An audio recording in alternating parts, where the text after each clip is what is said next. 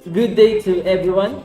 My name is Ariel Paulo Villigali, a teacher intern in College of Education under Mrs. Marietta P. Pagaduan. For this video, we are going to learn a new lesson from behavioral learning student. Let's go!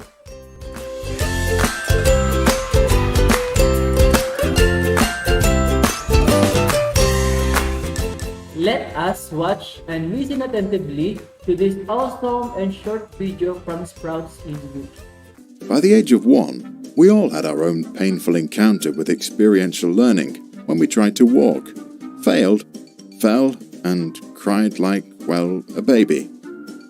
And even though this was an unpleasant and discouraging exercise that lasted for months, in the end, we all made it. How is that possible? As soon as we fell and the first shock was over, our brain unconsciously began to make sense out of all the information available to identify how this embarrassment occurred. It remembers that when we pushed ourselves up, everything was fine. Our feet on the floor, our arms in position, and our head and shoulders upright. Ready to go.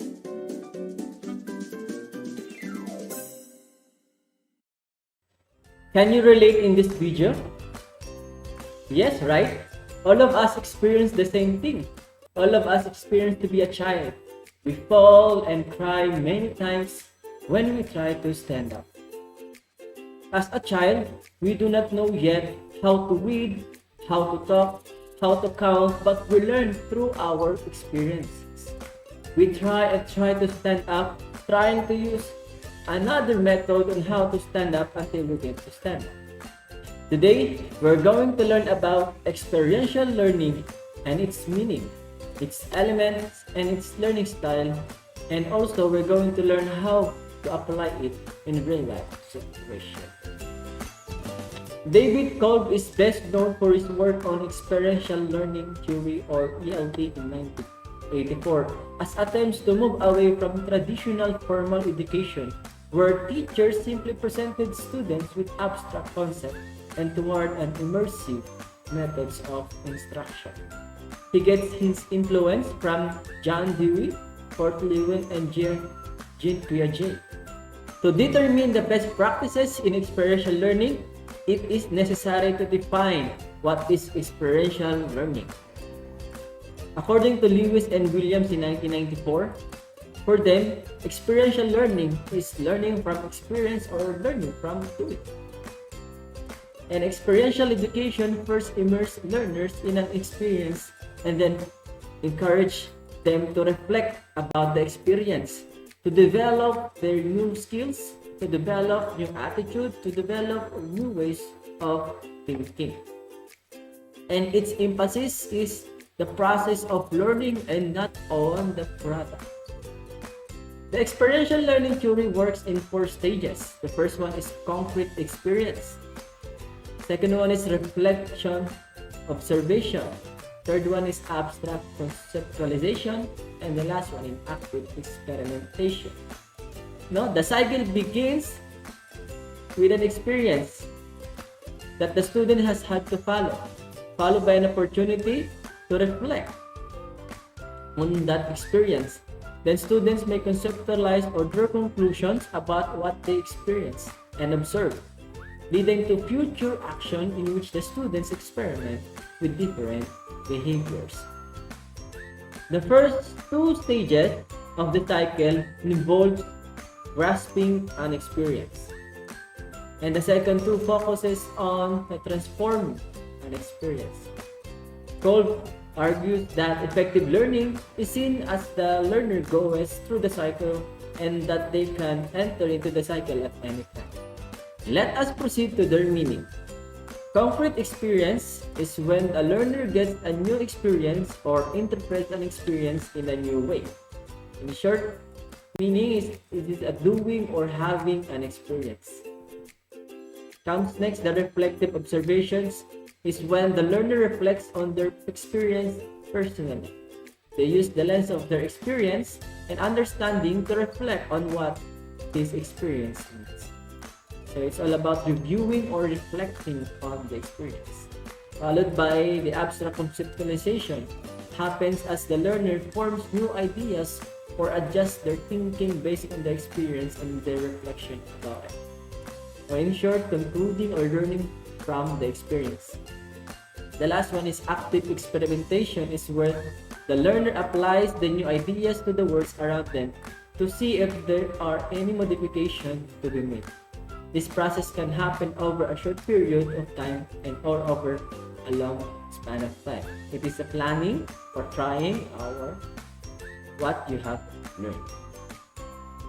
There are 4 learning styles in experiential learning.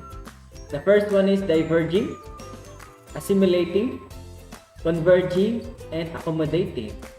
So which learning stage do you prefer or learn more effectively from? Are you a diverging learner, or assimilating learner, a converging learner, or accommodating learner? So let us find out the meaning of each one of these and later may understand and identify of which learning styles are we belong. I have here a matrix for us to easily understand the construction of 12 learning styles in terms of a 2x2 matrix. So each learning style represents a combination of 2 preferred styles. So the first one we have here, the accommodating. According to the matrix, accommodating is a combination of the concrete experience, which is the feeling, and active experience, which is the doing. Learn through concrete experience, transfer learning into abstract experimentation. And leaders, risk takers, need a mentor, strength in doing, like examples. They are also the leaders, the risk takers, need a mentor, strength in doing, and like examples. Those are the characteristics of an accommodator learner. And teaches students by encouragement or motivation. So let's proceed to another learning style. Diverging. Diverging is the combination of concrete experience of the feeling and the combination of reflective observation and watching. So divergent learning style is full of learners who look at things with a unique perspective. They want to watch instead of doing, and they also have a strong capacity to imagine. Now, these learners usually prefer to work in groups, have broad interest in cultures and people, and more. They usually focus on concrete learning and reflective observation, wanting to observe and see the situation before diving in. So the diverging learners, they learn through concrete experience, transfer learning into reflective observation, and like to brainstorm, solve problems, imaginative, emotionally, people, person. And they are also teachers through lectures and motivate students to learn. So are you a divergent learning, or are you an accommodating learning? Or maybe the other one, a converging learner. So what is converging learning? So the converging learning is a combination of the abstract conceptualization, which is the thinking, and also the active experimentation, which is the doing. So AC and AE. Converging learners solve problems. They apply what they have learned to practical issues and prefer technical tasks. They are also known to experiment with new ideas, and their learning focuses on abstracts, conceptualization, and active experimentation. They also learn through abstract conceptualization, like I said a while ago.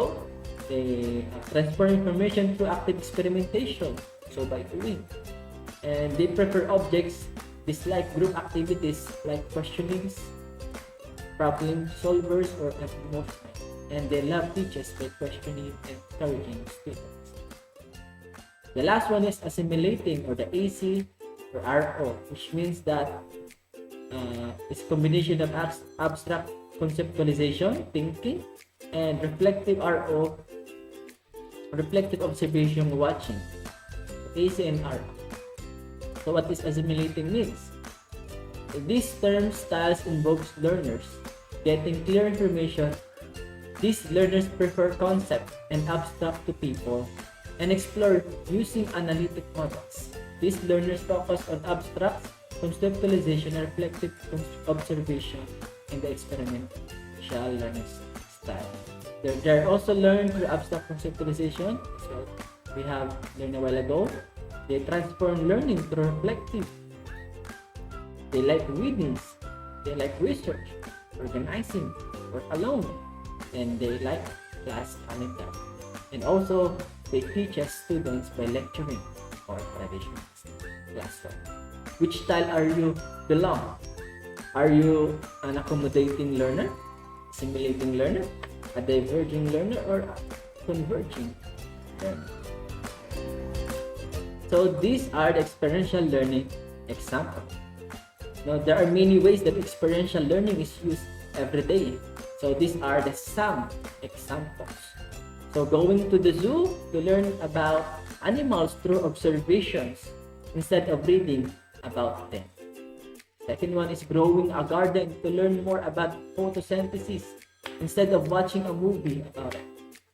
Or the last example is hopping on a bicycle to try and learn to ride instead of listening to your parent explain the process. So experiential learning activities to include in the classroom are this.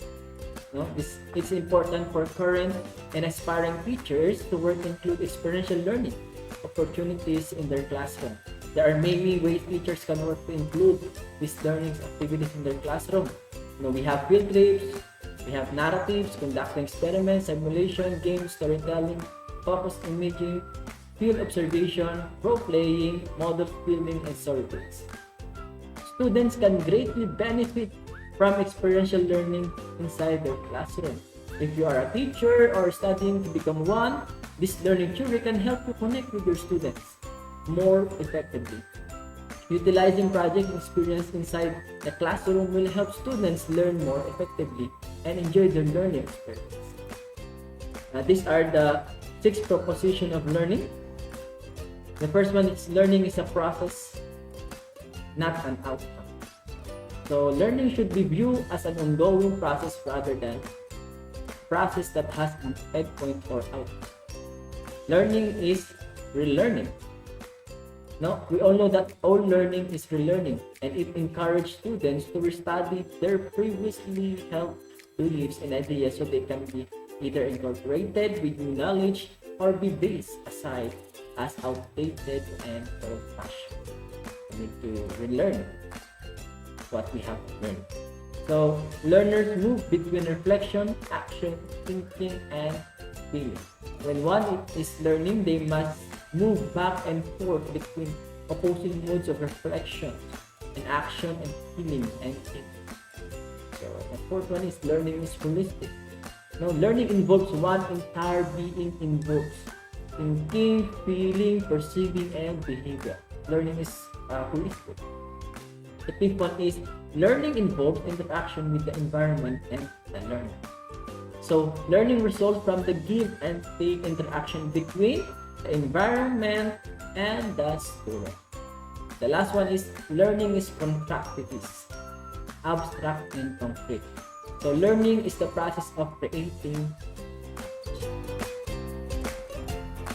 In conclusion, for teachers, creating opportunities for students to have experience based on the things they are learning about is key. No? Teacher can help create environments where students can learn and have experience at the same time. The second one, if you are a current teacher or studying to become one, it's important to get a degree that will give you a qualifications and knowledge for your career and help prepare you to be a licensed. Now, additionally, it's key to understand how different students learn and understand how different learning tools impact education. Teachers who understand learning theories can better optimize their classroom and help more students learn in ways that work for them. Lastly, being a successful teacher means focusing on how best to help students succeed. We all know there is a teacher who minister to many students, focusing on the needs of the students on how best to help students succeed. Now, he is no other than our master teacher, Jesus Christ. Now, he left this beautiful place, the splendor of heaven, and his position just to be with us, to be a teacher, teaching us what is the right thing to do and meet our needs. Now, coming here, not to be served, but to serve. He corrected the wrong teaching of people and telling them in John chapter 14 verse 6 that He is the way, the truth, and the life. No one comes to the Father except through Him. So how can we know if the teaching is right or wrong? If we see God in their teaching, and if the teaching does not contradict with the teaching in the Bible of God, that is right. Because in Him, the way, the truth, and the life is also and only coming through our God, or Jesus Christ, our Master. So let us come to our God, follow Him, His teaching. That's all for our video today about experiential learning theory. Thank you for listening and see you again for our next video. God bless and goodbye.